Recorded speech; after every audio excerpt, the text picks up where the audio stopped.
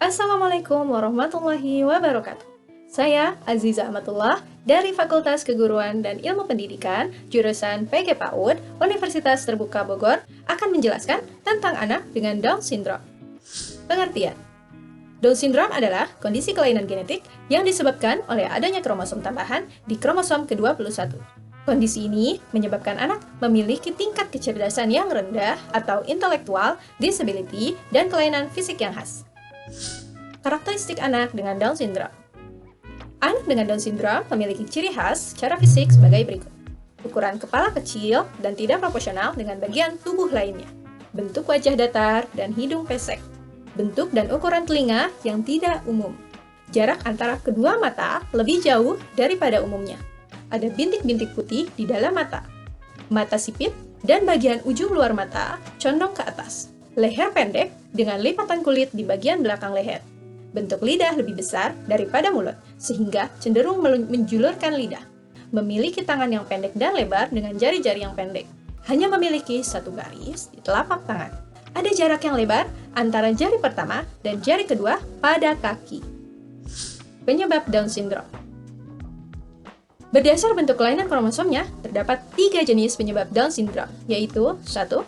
Trisomy 21 atau non-disjunction, merupakan kelainan yang terjadi akibat kegagalan pembelahan sel sebelum atau saat pembuahan sehingga terdapat satu tambahan kromosom 21, yang seharusnya hanya 2, namun menjadi 3. Terdapat 95% kasus Down Syndrome yang disebabkan oleh jenis kelainan kromosom 21 ini. 2. Mosaicism merupakan kelainan yang terjadi akibat kegagalan pembelahan sel setelah pembuahan sehingga jumlah kromosom bertambah 1. Hanya 1% kasus Down Syndrome yang disebabkan oleh kelainan kromosom ini. 3. Translocation. Down Syndrome juga dapat disebabkan ketika kromosom 21 patah dan menempel pada kromosom lain, biasanya pada kromosom 14. Terdapat 4% kasus Down Syndrome yang disebabkan oleh kelainan translocation ini. Strategi penanganan anak dengan Down Syndrome. Meskipun berkembang lebih lambat dibanding dengan anak-anak pada umumnya, anak-anak dengan Down Syndrome tetap mampu mengembangkan kemampuan motorik, kognitif, bahasa, serta sosial emosinya.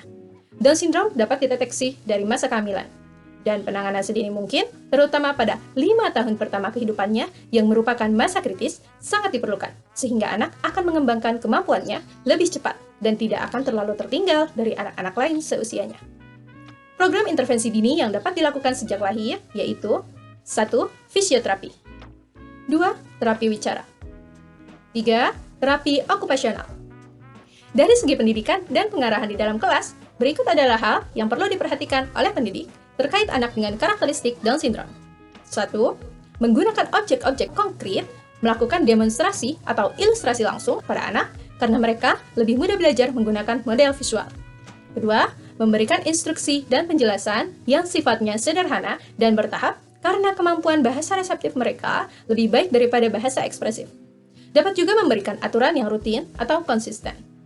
3. Memberikan instruksi secara singkat dan sederhana karena daya ingat anak Down Syndrome terbatas. 4.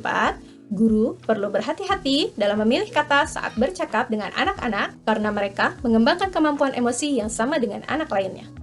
5. Guru tetap boleh menetapkan tuntutan yang cukup tinggi, meskipun tinggi tuntutan perlu disesuaikan dengan masing-masing karakteristik anak. Pihak yang terkait dalam penanganan anak dengan Down Syndrome. Anak, orang tua, dokter, psikolog, terapis, serta guru di sekolah merupakan pihak-pihak yang terlibat dalam penanganan anak dengan Down Syndrome. Orang tua berperan merangsang kemampuan dan membimbing anak dalam melakukan suatu keterampilan yang diinginkan anak. Juga berperan besar dalam kesuksesan terapi. Karena orang tua yang memastikan hal-hal yang dipelajari di tempat terapi juga dipelajari di rumah. Dokter berperan sangat penting untuk menjaga kesehatan secara umum, mengingat anak dengan Down Syndrome biasanya memiliki penyakit bawaan. Psikolog berperan untuk memberikan beragam strategi penanganan yang bisa meningkatkan kesejahteraan psikologis, juga memastikan anak mengembangkan seluruh aspek kehidupan sehari-harinya. Setelah menjalankan pemeriksaan pada ahli medis dan psikolog, terapis berperan untuk membantu menjalankan terapi agar otot-otot anak dengan Down Syndrome lebih kuat dan memiliki pengaturan emosi yang sesuai dengan anak seusianya. Mengembangkan kemampuan akademik dasar dan kemampuan-kemampuan lain yang lebih kompleks merupakan peran guru terhadap anak dengan Down Syndrome. Guru juga dapat membantu anak dalam bersosialisasi dengan lingkungan sekitarnya.